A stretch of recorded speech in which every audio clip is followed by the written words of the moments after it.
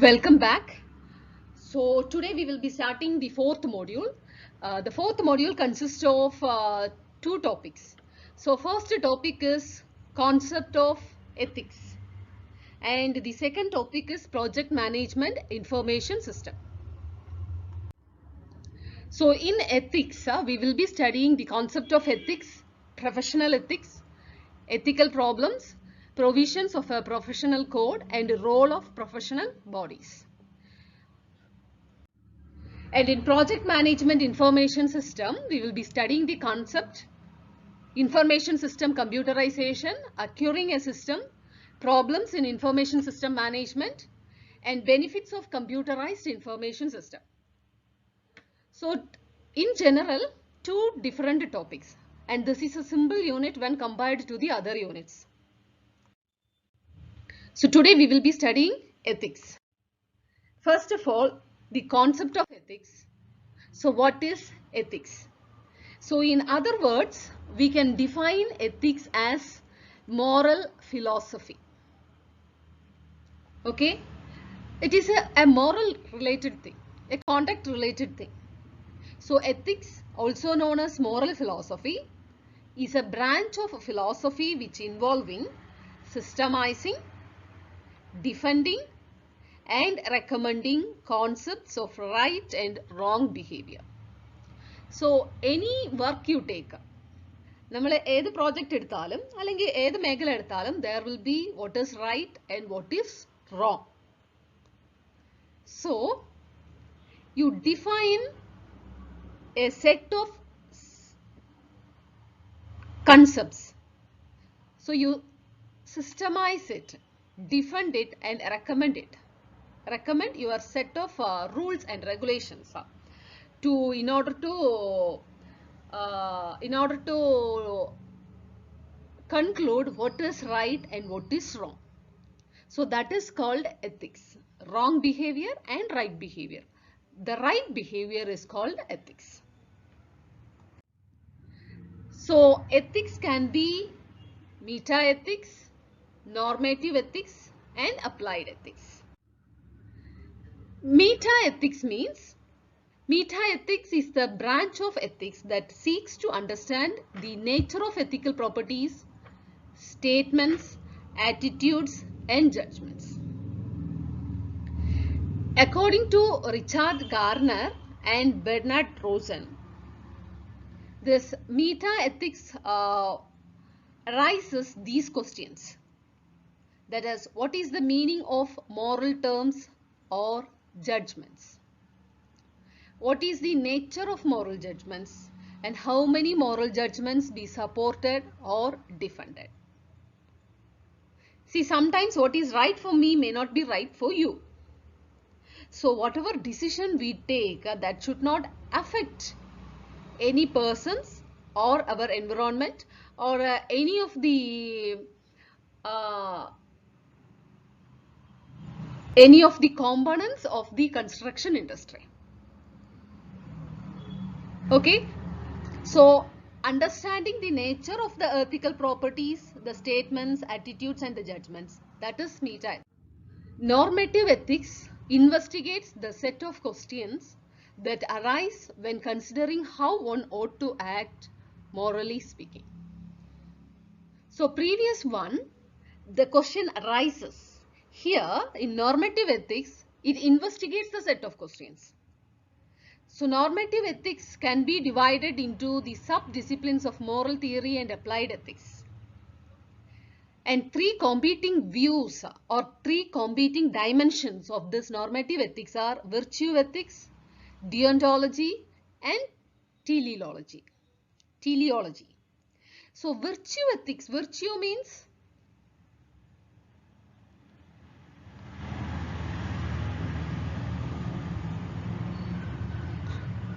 what is written. Okay.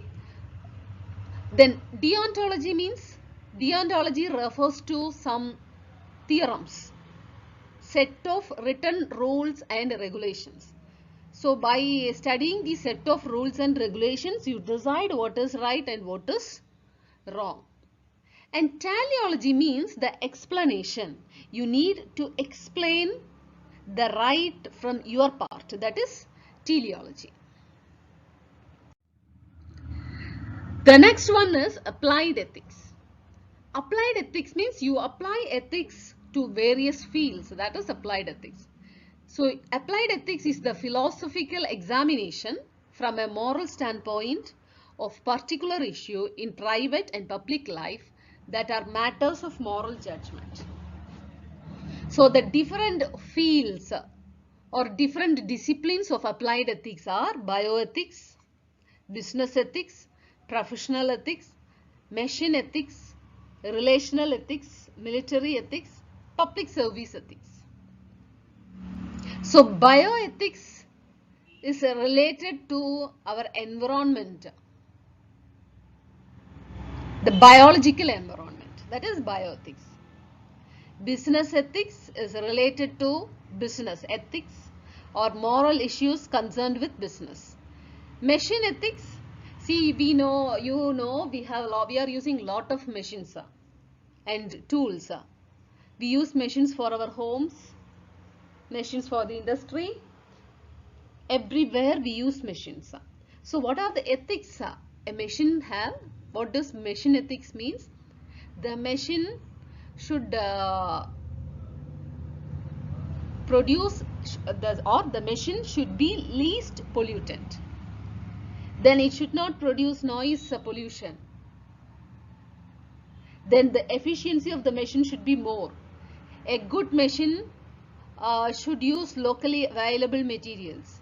It should be of reasonable cost. It should not produce any hazardous waste. So all these comes under machine ethics. Then relational ethics means between the relations. So this relational ethics can be applied to many fields. So relation between one and the other. It can be among the men resources. It can be between the society and the technology, etc. Then military ethics, it deals with the national security. Public services, all those who are involved in public service works. Now professional ethics comes for all professional bodies. So engineering is a professional body. So professional ethics, all professional has to follow professional ethics. So when we practice our profession, this professional ethics, we should practice our profession with ethics. That is why we call that as professional ethics. Practicing our profession with ethics. So now we will move on to professional ethics. A profession, what is a profession? A profession is a vocation founded upon specialized high educational training, the purpose of which is to supply objective counsel and service to others for a direct and definite compensation. See, why do we call engineering as a profession? Because engineering education is a specialized education with the high educational training, high technical training. That is why we call the engineering as a profession, right? So we have high training on our profession. So when we have high training on our profession and we start practicing our profession, we should follow the ethical codes. Professional ethics encompass the personal and corporate standards of behavior expected of professionals.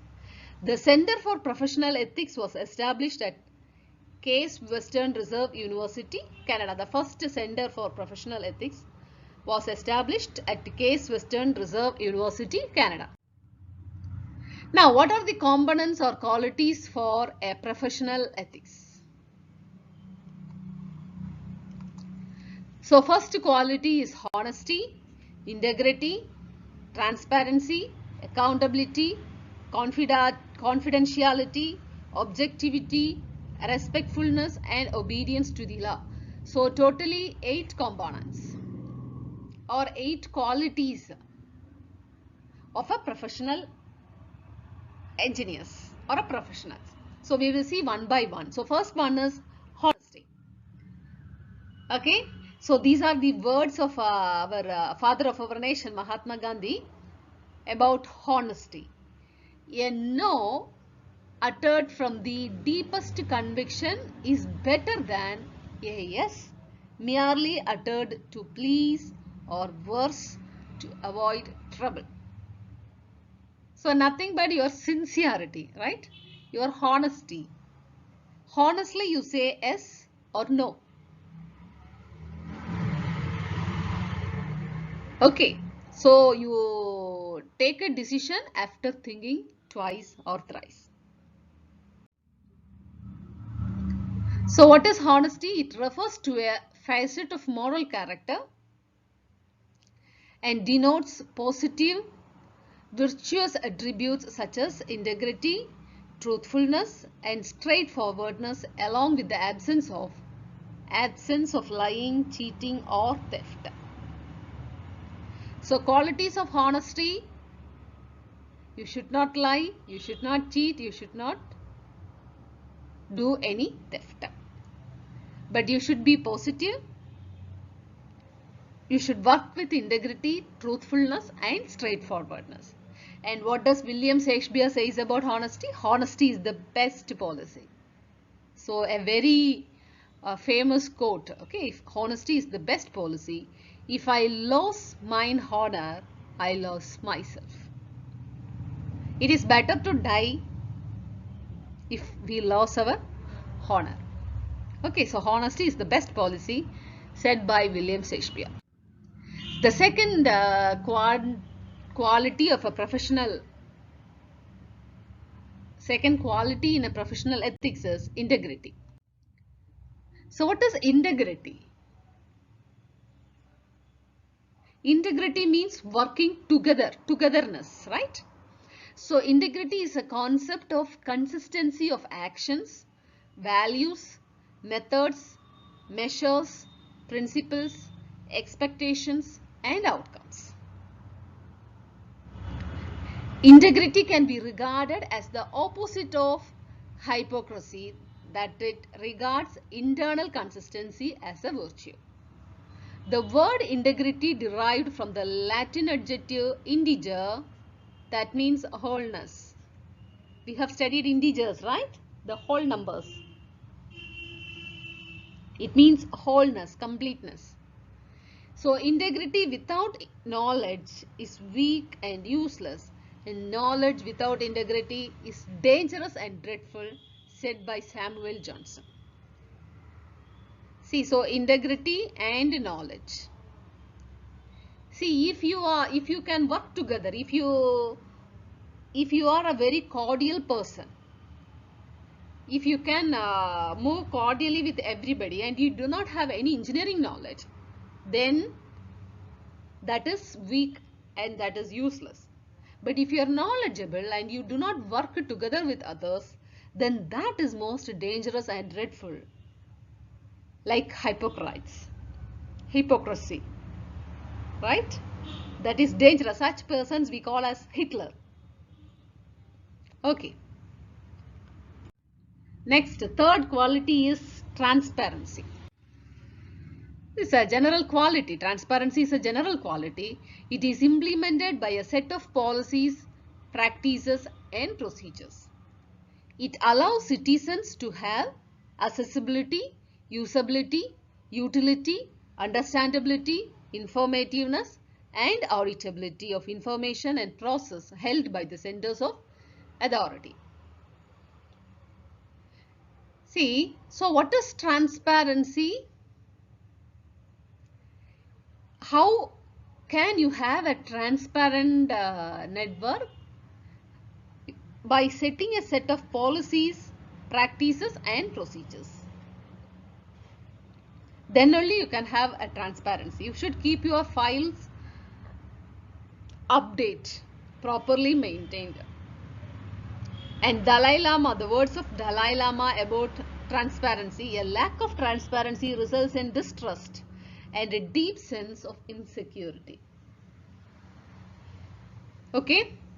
See, if you are not transparent, then we have to do lot of malpractices. There will be a chance of doing lot of malpractices in order to prove that we are right. But if we are transparent and if we are knowledgeable and if we are integrable,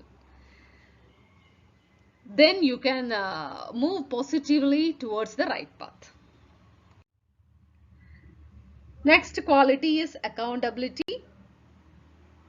So accountability means no to blame game, yes to ownership of action. So you cannot escape the responsibility of tomorrow by evading it today, said by Abraham Lincoln. See, today's work should be completed by today. In our construction industry, we construction already padichu what is scheduling, right? So the work should be completed as per the schedule. Otherwise, whatever problems arise due to not completing the work in time, we are accountable for that. So you always say a no to blame game. Never go for a blaming game. Okay, always do your work, complete your work on time. So do it in the right way, the true way, the best way, the confident way. See, so professional ethics, right? So professional engineers, we should do our work in a right way, true way, best way, and a confident way. Next is accountability. Accountability is often used synonymously with such concepts as answerability, blameworthiness, liability, and other terms associated with the expectation of account giving. Accountability, okay. So accountability is how well we work. Work in time, work with truth, work with positive, work with happiness. So it is the acknowledgement, accountability is the acknowledgement and assumption of responsibility for actions, products, decisions and policies and be answerable for resulting consequences. It cannot exist without proper accounting practices. So different fields of accountability. See, to whom and all we are answerable while we are doing our professional work. We are accountable to politics, ethical, administration and education, individual, constituency and private and public sectors. So we are accountable to political accountability, ethical accountability, accountability in administration and education, individual accountability, constituency relations and public and private overlap. Louis Neisser's words, when a man points a finger at someone else, he should remember that 4 of his fingers are pointing at himself. Very famous quote. Okay, you all have heard it many times. When there is a mistake, when a problem arises, when a dispute arises, when you show your finger towards the next person, towards the person next to you, always remember that the 4 fingers are pointing towards us. So, see, when we are professionals, any disputes arises in and around us, we are responsible. So, you should be very careful. You should be very intelligent. The next quality is confidentiality. Confident. Okay, you should be confident in all the secrets. So confidentiality is an ethical principle of discretion associated with the professions such as medicine, law, psychotherapy. So in law and mediation, There exist communications between the client and the professional, which are privileged communications. In business, the confidentiality of information, a mainstream adaptation of the need to know. In military, it is basic to the security of corporate information. Okay, so what is confidentiality as a civil engineer? We should be confidential to the owner who has given us the job, to our project, to our clients, to the contractors working under us, etc. So confidentiality regarding whose interest and which interest, and confidential information of worker, employer, colleague, competitor. So if something is to be confidential, it should be confidential. Don't expose the confidential things. Okay. So Jits D. Rees words of confidentiality is, in intelligence work, there are limits to the amount of information one can share. Confidentiality is essential. Okay, you should keep top secrets, should be kept secrets. That is confidential. Next quality is objectivity. So objectivity is a principle of journalistic professionalism. In journalism, objectivity may be synonymous with neutrality. Objectivity in journalism enables high accelerated news reporting and delivery, which sometimes is at tension with the standards of objectivity. The belief in objectivity is a faith in facts, a distrust in values, and a commitment to their segregation, said by Michael Schutzer. See how a civil engineer can have objectivity. Objectivity, nothing but neutrality. So we should work neutrally between the owner and the contractors. Okay, so you should maintain neutrality. The next quality is respectfulness. So give respect and take respect. Respect gives a positive feelings of esteem for a person and conduct representative of that esteem. Respect can be a specific feeling of regard for the actual qualities of the one respected. Rude conduct is usually considered to indicate a lack of respect, disrespect, whereas actions that honor somebody or something indicate respect. The opposite of respect is contempt. I speak to everyone in the same way, whether he is the garbage man or the president of the university, said by Albert Einstein. See, respect everyone. Respect everyone. Respect each and every materials. Respect each and every technology. Respect each and every human being. Whether that human is a layman or a manager or an owner. Respect each and every man. So give respect and to take respect is another famous quote which I have heard long back, and I hope you also have heard. Give respect and take respect. Respect is shown in many languages, such as a honorific is a word of expression. A honorific is a word or expression. So you should show your respect in terms of in your words, in your action. And anti-honorific forms. A style is a legal, official, or recognized. In symbol, you should show the respect in your action, in your words, in your deeds, and in your whole life. Example for respectfulness, hand gesture. So when a person's foot accidentally touches a book or any written material, which is the manifestation of the goddess of knowledge, Saraswati. This also counts for money, which is considered as a manifestation of the goddess of wealth, Lakshmi. See, what do we do? When our legs touch a book, when our foot touch a book, automatically we will take our leg. Why? Because we respect that book. We don't normally put our money on the ground and we step it. Why? Because we respect it. We will handle it with care. So when you respect somebody, you will handle them with care. When you respect the layman, you will show your care towards that layman. So care, everybody.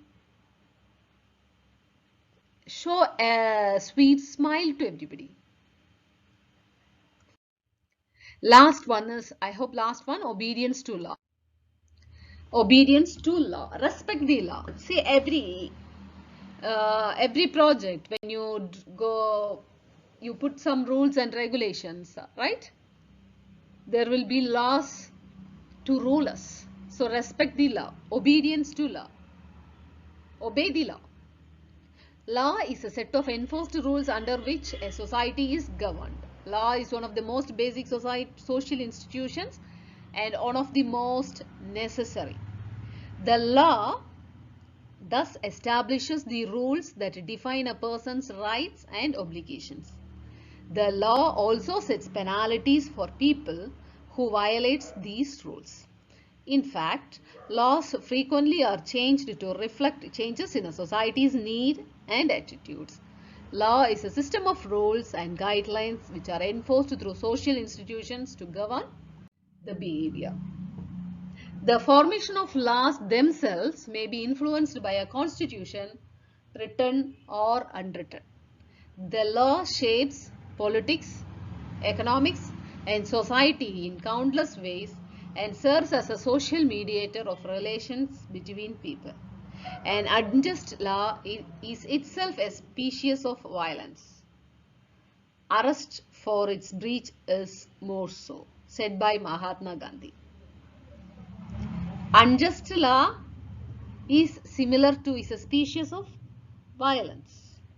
So you obey the law, obey the just law. So legal subjects and legal systems.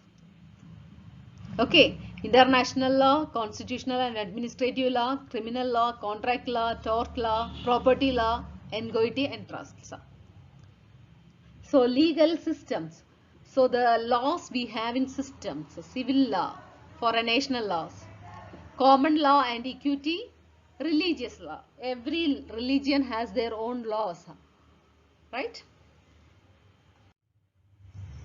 In simple words, completing the construction ethics, training programs to identify and deter the unethical practices. That is construction ethics. That is the study or the need for construction ethics. Why you are studying the construction ethics? You have to be trained how to identify and determine the unethical practices so that you can follow the ethical practices in construction industry. Now let us see about the ethical problems in construction industry. Incompetence and misrepresentation in the construction industry. So there is a lot of competence today in the construction industry, and when some എന്തെങ്കിലും misrepresentation ചെയ്തിട്ടുണ്ടെങ്കിൽ, so something will be represented in a wrong manner, so it should be understood in a wrong manner. So that is a problem in a construction industry. Sometimes the rules and the regulations or the contracts may not be clear, or the clarity will be less regarding the rules and regulations which should be followed in the construction industry. Then the conflict of interest, then discrimination, favoritism and harassment.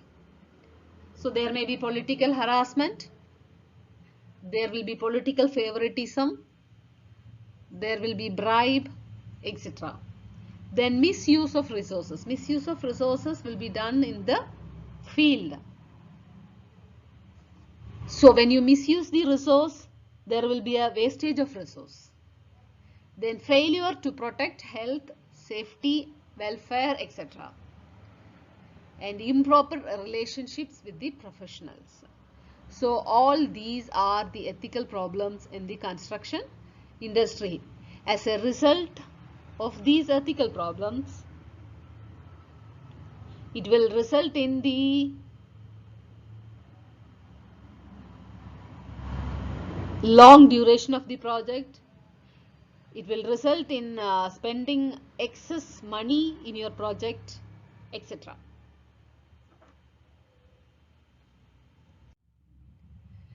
Issues in engineering ethics.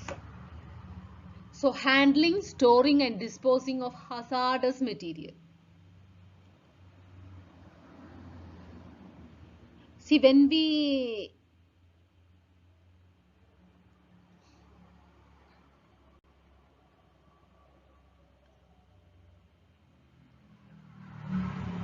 break the old structures, when we disseminate the old structures, there will be lot of construction waste. Nowadays, construction waste is another problem which the society is facing today.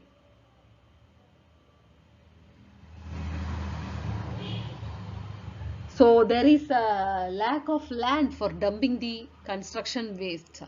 So it is the duty, or it is the role, or it is the need of the construction industry for the proper usage of this construction waste. So it is you civil engineers can look onto it, how you can utilize the construction waste to the maximum, how you can reuse it, how you can recycle it. Okay, so disposing the waste is a issue today in the construction industry. The second one is handling and storing. So you have to handle and store your materials in a proper manner. Now, disposing of hazardous material, this comes from industrial waste. So you should properly dump or properly dispose the hazardous materials, because these hazardous materials are hazard to the environment, hazard to the humans, hazards to the, if you are putting it in the sea, it is hazardous to the sea animals, fishes. In the environment, it is hazardous to the birds, animals, etc. Then conflict of interest, claim turning into the type of disputes. There are a lot of disputes arises, misunderstanding arises, settling of the claim. That is an issue in the engineering construction field. This conflict of interest, settling of claims, we have studied in the previous classes.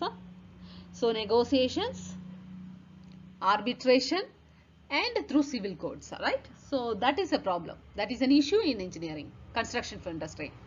Then social obligations,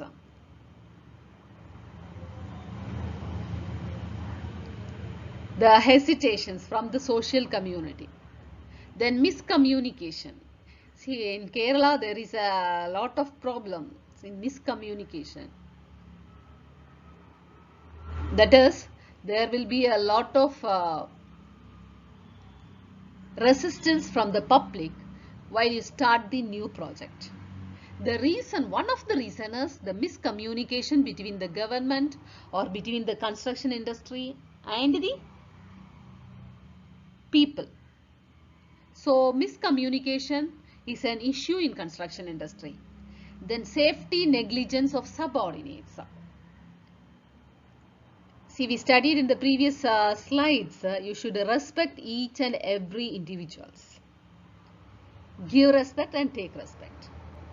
So the safety negligence of subordinates, you should take care of the safety of your subordinates. Then plagiarism. Plagiarism, what do you mean by plagiarism? Copying. You cannot copy one person's work without the permission of that person. So that is plagiarism. copying one person's work without their permission. Okay, if the work need to be got permission from the authority, that should be got. You cannot use it without their permission. So get proper permissions. Accountability to clients and customers. So when something goes wrong around us, we are accountable. So what normally happens? Nobody takes the risk. Nobody tells it is my fault. We always point our finger towards others. So that is one of the issue in engineering ethics.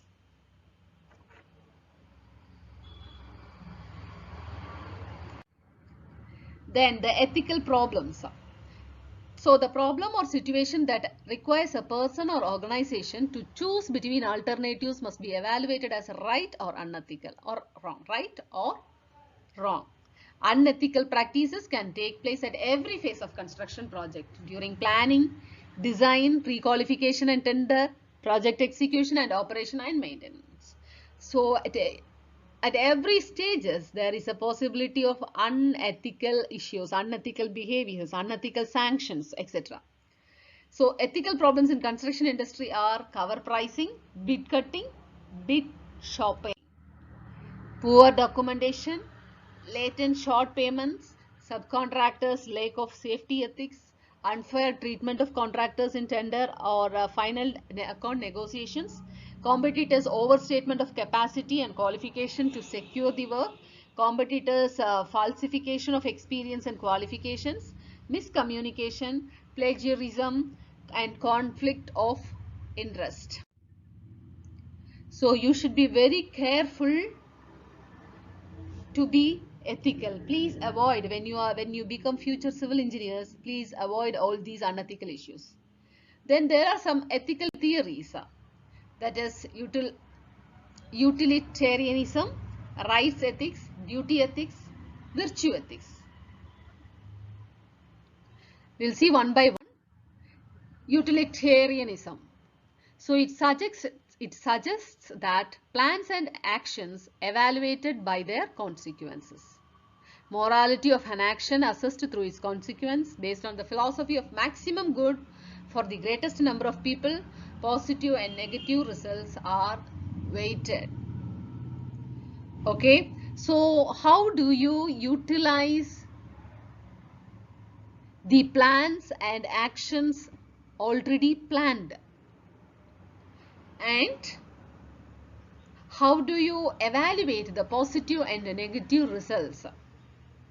That is utilitarianism.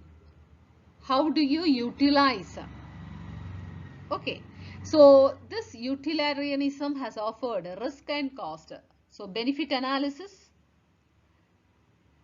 so risk analysis and cost analysis. So this will help you, this theory will help you to develop some benefits out of the risks and costs.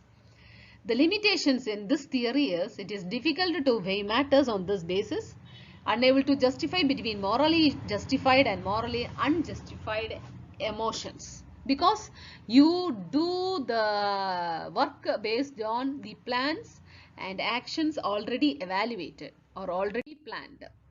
The second theorem is right ethics. So individuals' rights and dignity must be respected. Your rights and dignity. Rights ethics is based on the rights and dignity. Due respect, safe working conditions, reasonable pay system, unbiased performance evaluations. Individuals' privacy and integrity must be respected. So right ethics means giving respect. Then virtue ethics. What kind of people we should be? Virtue ethics is person rather than action based. Deals with the virtue or moral character of a person rather than the episodes or actions. So virtue ethics depends upon the individuals who all are responsible, who are all in responsible positions. Actions are right if they support good character qualities.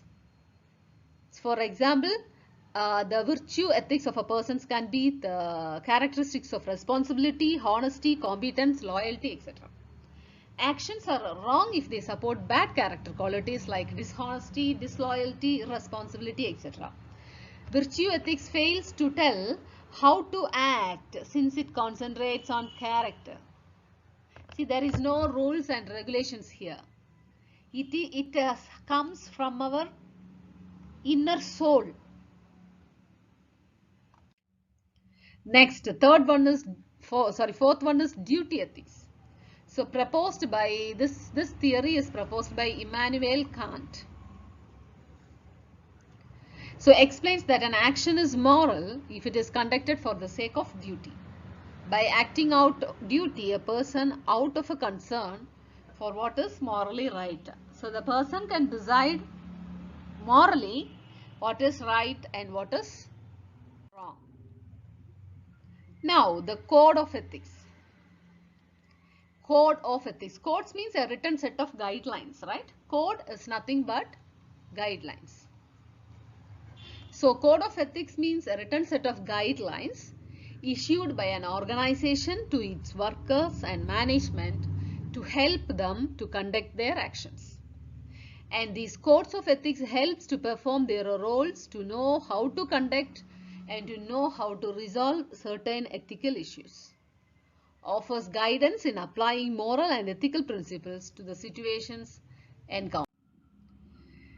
Code of ethics provides a framework for ethical judgment, expresses commitment to ethical conduct, defines the roles and responsibilities of professionals, helps professionals to evaluate the ethical aspects of their decisions, compliance-based code of ethics.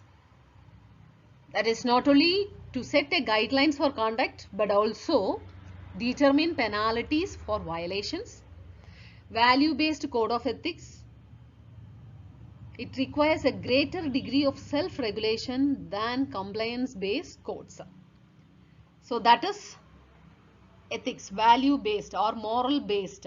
So whatever is written in the law, but you work according to your conscience. Now, the professional bodies for ethics. Professional bodies are organizations whose members are individual professionals. So we have professional bodies and the members of these professional bodies are professionals. We have many engineering bodies, civil engineering bodies, and the members in these bodies will be civil engineering professionals, practicing civil engineers. This is related to how the profession is regulated. So who is responsible for making sure that professionals are doing their jobs properly? So we have certain codes, rules and regulations. Okay, so that professional bodies will define the set of rules and roles in order to get the jobs done rightly. So what are the roles of the professional body? To set and assess professional examinations, provide support for continuing professional development through learning opportunities and tools for recording and planning, publish professional journals or magazines, provide networks for professionals to meet and discuss their fields of expertise. See, nowadays you have a lot of webinars, you have a lot of seminars, conferences, you have a lot of journals in the network. So you can use all these platforms to improve your professional work, to do your work in a better way. See, from the webinars and seminars you can get the advice of the leading professionals. Okay, so that is the role of professional body. So the professional body should arrange such webinars, seminars, conferences, the explanation of the journals, workshops, etc. Issue a code of conduct to guide professional behavior, deal with complaints against professionals and implement disciplinary procedures, fair access to the professionals so that people from all backgrounds can become professionals, provide careers support and opportunities for students, graduates and people already working. Now, NSPE Code of Ethics. NSPE means National Society for Professional Engineers. National Society for Professional Engineers.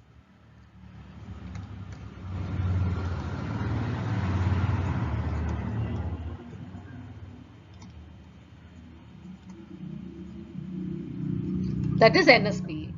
So Code of Ethics. What is the preamble? In general, what is the aim of this National Society for Professional Engineers?